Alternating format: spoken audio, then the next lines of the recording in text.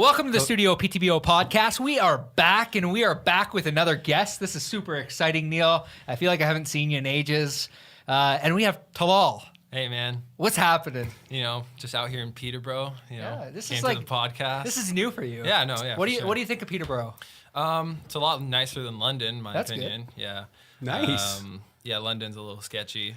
Yeah. Not that Peterborough hasn't seemed a little sketchy, but like Like, where have you gone in Peterborough? Clearly, you haven't gone everywhere. less sketchy than London. Yeah. Yeah, so Talal is a student at the University of Western in London, Ontario, not London, England. We could have made it sound a lot more exotic and international than it is. You could have just said London. Yeah, I know, but we ruined it. Okay, start again. Yeah. Cody, you are in a mood today. But Talal is a student at Western, first year university student, just wrapped up his first year, and he's also a musician. Yeah. Actually, in some ways, more a musician than a student. Yeah. Very talented musician. So give us a little backstory of how you got started in music. You hail from Dubai, and did you start playing in high school or like when you came out of the womb? No. No. So basically, we lived in Canada, me and my family, when I was younger, and then we moved back to Jordan actually first. And so like when we were there, my brother he liked this girl, and she was like into music and stuff, so he wanted to learn the guitar to impress her. So he got the guitar, learned, started singing and whatever. And I used to, like to copy everything that he did. Yeah. So I just started like picking it up. I was maybe like Self-taught? Yeah, 10 or 11, just like he wouldn't let me touch his guitar, so whenever he went out, like I would practice. And then and then eventually it just kept going, and then Cool. got better than him. And that's the way it happens with brothers. Cody, how'd you get your start in music? How did I get Did my you just start? pick pick up a guitar when you were 10 years old too? And Yeah, my mother Just bought me a start guitar. thrashing madly? I just decided one day I was going to be a headbanger. Yeah. You just kind of get there. Yeah. What was your band's name again? Soterios. Soterios. And you toured Ontario? Yeah, we played some shows. Right. So I heard that your band played like gospel, like metal. Oh, that was metal. totally different band. Yeah. So Yeah. like Oh, you Wow. were.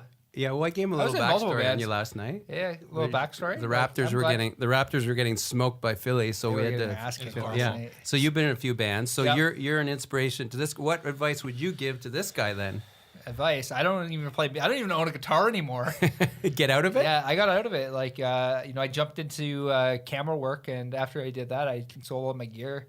I keep selling gear and then buying it and then selling it and then buying it again. It's just Right. kind of a complex that I have. Yeah. So you're very uncertain about Yeah. your path. I'm just very uncertain about life. So Talal, at Western, you crunched it this year. I don't know so much in the books, but music-wise, walk us through your journey there and the network of meeting other musicians and collaborators and playing on radio stations there. Yeah, so I got to Western, didn't know anyone, and then so I was just like one night I was in in our residence we have like a little piano room, so I was just in there practicing or whatever, and then some science softs came by and they were like, oh, like can we come in and like listen to you? I was like, yeah, sure.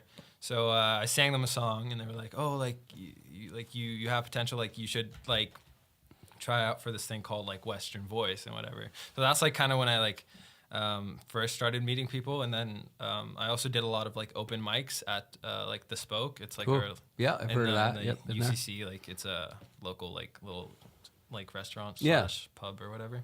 Yeah, so I would just do as many of those as I can, and then like network as much as possible with like people that like other musicians like who do come to the open mics and perform there. I'm just like, oh, like Good for you. let me get your Instagram, like let's link up, stuff like Yeah, that. networking actually Yeah. works, doesn't it? Yeah, no. So I tell my daughter Avery all the time. It's a huge part of the journey. And Yeah. so what happened on the radio station then? You won this competition. You beat out. So I ended up auditioning for Western Voice, and then so it was just like kind of like a small like one-day competition between like 8 singers, and I ended up winning. It was a pretty good day. Yeah. I peaked that day. So tell me a little bit about your thought process behind writing. You write your own music, but you do a lot of covers as well. Yeah. Like what goes in behind, I guess, the thought of writing your music? Like how do you get your inspiration? Well, so there's like there's a lot of things that I get inspiration from, whether it be like things that I experience personally in my life, or things that I see happening in, like, for example, like my friends' lives, or even if it's just like maybe like just something like a little like one-liner that I just have in mind that sounds good. I can kind of build off of it. You know, I usually start with the melodies more than the lyrics. Okay. You know, I feel like it's easier, but yeah. That's what usually I just get inspiration from, like things that happen to me. Yeah. Sometimes I find it better to write after the fact of the matter, like after the thing that's happening to you happened to you. Fair enough. And then other times it's good to like when you're in the moment, right? So it honestly depends. Now, tell me about your social media game. Like you're pumping out quite a bit of content. Like I think that Neil probably helped you out a little bit with that. Yeah. Like, tell me about like your thought process behind social media, what it's done for even like your career in music now, and like what you're doing. What's your thought process that way? Yeah, so for me, like social media is like a great thing, and also like a kind of a burden when it comes to music nowadays. Yeah. Where it's like anyone can hear your music nowadays. Like back in the day, like you needed to have like a record label, people who can distribute your music and stuff like that. But nowadays you could just like sign up with like things like TuneCore and have your music released on all these platforms like Spotify, iTunes, and stuff like that. And then you can market yourself, obviously, or you could have like people market for you, right? So in that sense, social media has been a huge help, where I could just like, I know a lot of people from a lot of different places around the world, like musicians who are trying to make it, stuff like that. Just keeping in touch with them, also like collaborating musically. And so like I just try to like, whenever, like for example, like I feel like there's a song that I like, I do a cover of it, just post something, just keep, for now, like I'm doing mostly covers on my Instagram, because like... and you always tag the musician? Yeah, I whose usually song you're tag the covering? musician, yeah. Sometimes they see it, sometimes they reply, sometimes they comment Oh, something. they reply. Like, what's the coolest reply you ever got? Ooh. So I've had Jesse Reyes like two of my posts. There you go. I've Shout out had Jesse Reyes. Yeah, that's amazing. She's Canada. And who's crushing it herself on social totally. media, on Yeah. Instagram. Like she met with Gary Vaynerchuk too, right? And Posting a ton of content. have you been getting leads, bookings yet through Instagram? Anyone reaching out to you, like in London, DMing you, saying, "Hey, would you like to play here or there?" Mainly just like Western stuff. Yeah, like nothing like my own gig kind of yet. You know what I mean? But yeah, no, it's coming. It'll be coming. The conversations you and I have had are about putting out more content and sort of like we're big proponents of documenting the process of building something, and you're sort of doing it here and there, dabbling in it. Where are you perhaps skeptical about it, and where do you see the advantages of documenting more what you're doing? So for me, when it comes to documenting, like I don't like to put anything out that I'm not fully proud of. You know what I mean? And a lot of the time it's not perfect. But that's just like, not like, no matter what you do, it's almost never going to be perfect. True. You always Very feel like true. you could do better. So that's where it's something that I struggle with, just like perfection when it comes to, especially to like music that's like I've written and stuff like that. Like I feel like I have trouble like releasing it into the public, especially also because it's so like close to me, and like it's like I'm pouring my heart out. Yeah. So it's just a little tough. So, but I'm working on an EP now. So like hopefully it'll be released soon. I'm working with some producers back in London. Shout out to Keon, he's my producer. Yeah, so we're just working on some stuff, and hopefully that'll be released sometime in the near future. Nothing. What should people expect from this EP? So for me, like I wanted to put out something that's like a little bit more like put together. Like it's not like just like 4 or 5 songs, just like random songs just put together. Like I want it to be something coherent, something you could listen to all together, like through. Yeah. Telling a story. Yeah, telling a story kind of thing. Just like how Interludes.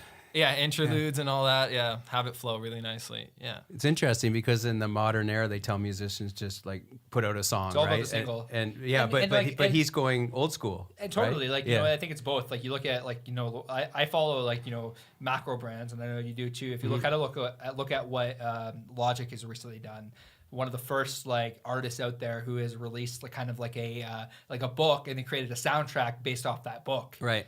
So, it's interesting. He's dropping a ton of singles, but he's also following old rules of engagement when it So comes it to can work music. either way. 100%. Yeah. Both everything Yeah, works. the context doesn't really matter. Yeah. You can listen to it the way he wants to present it as a final, polished kind of version. Totally. But hopefully his songs, one of them will catch fire and stand out on its own too, right? I mean, that has to be the... Yeah, just personally for me, it's just like also like the attention span of people nowadays are pretty short. Yeah, every song should be 59 seconds. So yeah. So not even just that. It's just like if the quality on my project is not 100%, people will notice that, and they'll just be like, they'll just cut me off as another like wannabe artist. You know what I mean? So That's interesting, because I feel like your generation is more raw and organic, and you are less polished. But so I'm not sure where that comes from. If that comes from like yourself or what you... Yeah, maybe for myself, because like sometimes I'd be like listening to something, and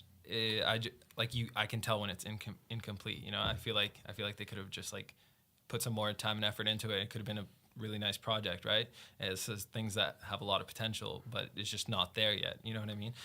Whether it be like production, mixing and mastering, stuff like that. I just kind of want to have it all there. Like I want to have it, like even from like a writing standpoint, like I'm still like finding like sure, it takes time. Yeah. You've played some Toronto gigs. You played at the Gladstone in Toronto. Yeah, so that's cool. Yeah, that was a fun night. That was how'd you land that gig? Yeah, so one of my buddies, Chris O'Day, he Western alumni. He graduated last year. He's one of the best guitarists I know. So he won Western Voice last year, actually, and so he was a judge on it this year. So that's how me and him kind of met. So he was like telling me, I need to get you out to this thing. It was set up by this like little group called Blank Canvas. Okay. And it's and each time they throw it, it's like a certain theme, and then you come perform things that are like within that certain theme. So it came up one day, the theme of self-love, and Chris sent it to me. He's like, "Oh, can you make it down to Toronto for this?" Nice. And I was like, "Oh yeah, I'll try." So ended up going, and it was really nice. It was a really like nice, intimate, like people come do poetry too, like it's not just music and stuff. And That's cool. Yeah, so and everyone's there to listen and like just hear what you have to say. And they would like tell you like, shout out your Instagram handle afterwards, like they encourage it. That helps. So I gained like 30-40 followers that night. amazing. It was pretty Good good. stuff. Yeah. Do you find like I know a lot of musicians that say now it's more about the actual shows than it is specifically about the actual music itself. Definitely. That's kind of like where you're making your money. Yeah. Is that kind of true, or is that there's some truth to it. Obviously you need to have good music for anyone to listen to you, totally, right? yeah, exactly. Yeah. So like if the music's good, then it's good. Like no one can deny it. But also as artists, like our main revenue nowadays comes from touring and like doing shows and stuff, and people actually coming out and paying money out of their own pockets, because the money that you get from like the shows, that's all yours. Like from your merchandise, that's all yours. You know, that like no one else has anything to do with that. But whereas when it comes to the music standpoint, like you have to pay producers, mixing, mastering, like all the different kinds of stuff, other aspects that takes money out of your pocket. Even like releasing on like TuneCore and stuff like that, they take a cut. So when it comes to like live shows, that's all you. That's all Fair your enough. money. What's this summer looking like for you? So you're going home for the summer to Dubai. Are you hoping to get some gigs there, or do you have a network there of musicians? Yeah. So Dubai, Dubai's music scene is still growing. I feel like, So I'm just there's a few awesome people out there who are like trying to do a lot of stuff for the music scene. So I'm hopefully just this summer like working on like all aspects of my music personally, just like whether it be songwriting, production, or... What do you mean it's still growing there? It's in its infancy in Dubai, and why? Like I like the music scene is just like not as strong as like in Toronto, you know what I mean? But like that's obvious. Like I mean, it's still a new place. Like sure. And also, like I sing like in English, right? So there's also that market here is wider. Like right. Yeah, because like there are a lot of people. And like you're only going to sing in English. Yeah. Like I'm not really a. You're not going to be in 40 languages someday, and like. Nah. I definitely have some Arabic influences, but we're not gonna hear you sing Despacito. That's not Arabic, my guy. Well, no, I know it's not Arabic. Yeah, but like it's another language. Yeah, no. Because Cody can sing that. That's why he raised that. Well, Justin Bieber can. Yeah. Well, Sort speaking of Justin Bieber, we talked about earlier. So, how he got discovered, if memory serves correct, is busking and filming it and putting it on YouTube, right? totally. And then Scooter Braun discovered him. Caught him online. And he was raw. Like we were talking earlier about being polished. Like you could literally put out an Instagram post or a series of Instagram, or put them on YouTube too, and be discovered. And now I'm making it look easier than it is. Yeah, I mean, and Bieber was really good, but he didn't Bieber put out was- his final polished version. Busking, like I mean, he just said. He was doing it at a young Bieber's age as well. like kind of an anomaly if you think about it. Just like that kind of like instant discovery, like just shot an email and then launched into stardom. Yeah. like that doesn't really happen. Yeah. you know. How did Scooter Braun discover him on YouTube though? Was he did it just randomly? He explained it on an episode of Ask Gary V. Yeah, I forget Forget that. exactly what it was. Yeah, and then interesting. Then Bieber broke Carly Rae Jepsen's career, right? With like one tweet, right? Yeah. That put her on the map. I forget that song, but it's like you just never know in life, right? That's the point. Yeah, That's why exactly. we always say like you put out as much content as possible on all these channels, and you never know who's maybe gonna. the right person will hear it. Yeah, yeah. yeah. Are for you sure. searching for producers on a massive like on a regular basis, or like what's your like a business side of what you're trying to go after? So like I'm not really like good with the business aspect of it.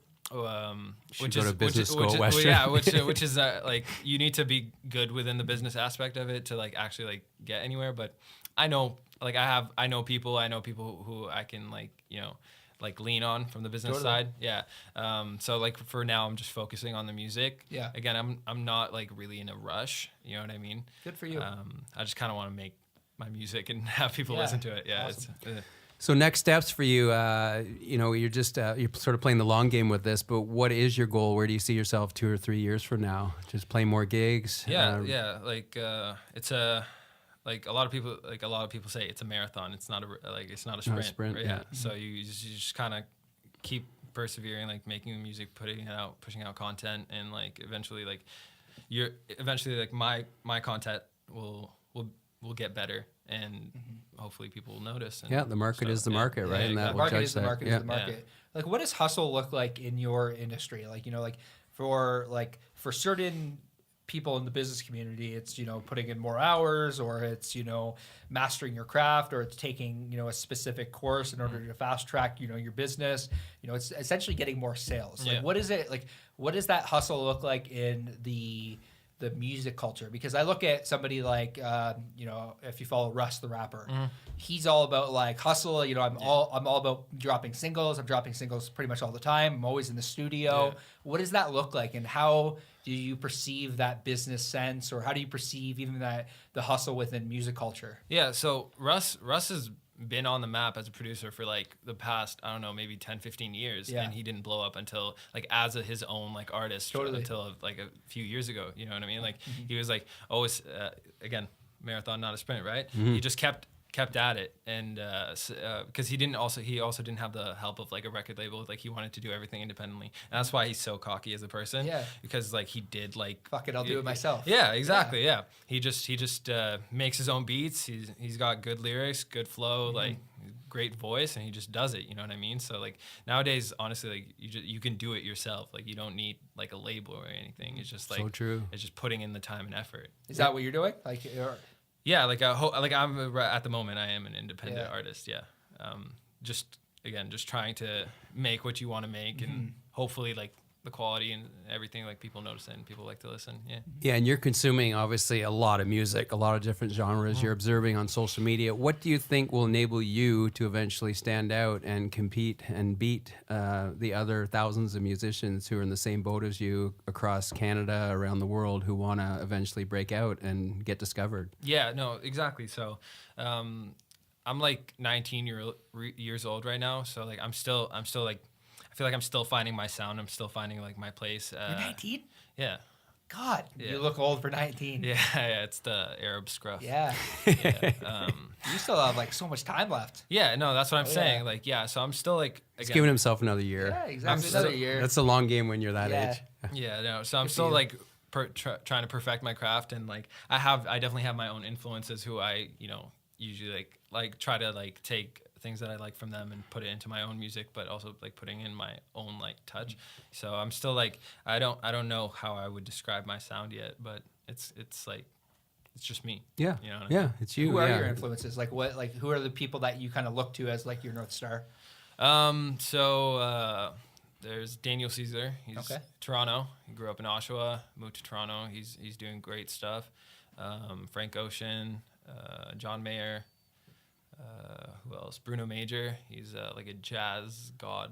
Amazing. Mac Ayers. Neil Morton. Yeah. We did a duet yesterday. Yeah, it was pretty. it was great. Yeah. Probably. Yeah. You didn't record it though. We did actually. Oh, you did? Yeah, we'll never see. We're It gonna will air never see that. the light of We're day. airing that for sure. Yeah. But Good stuff.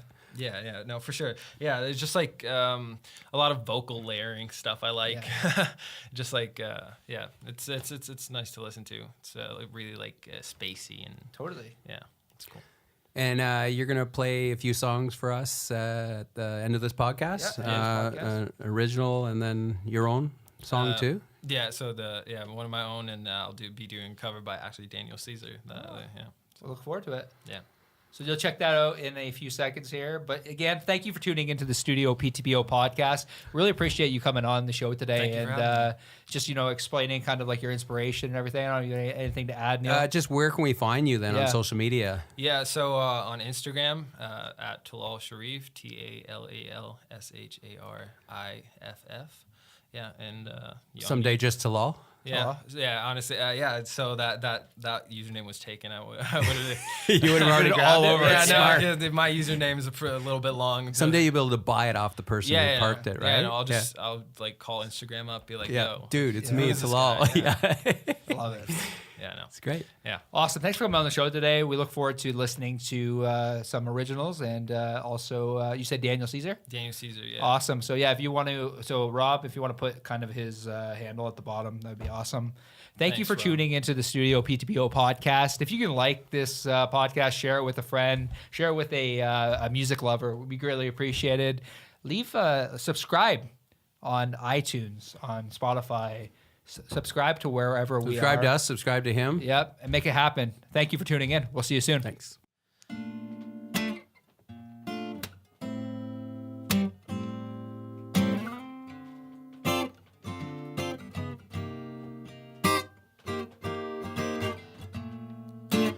Through drought and famine, natural disasters, my baby has been around for me. Kingdoms are falling, angels be calling. None of that could ever make me leave.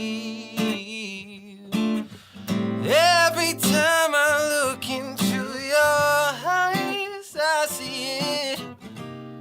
You're all I need. Every time I get a bit inside, I feel it.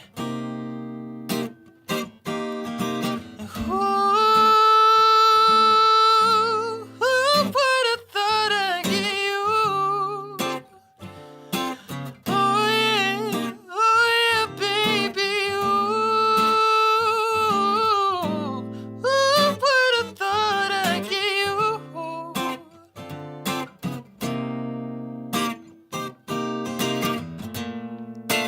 And when we're making love, your cries, they can be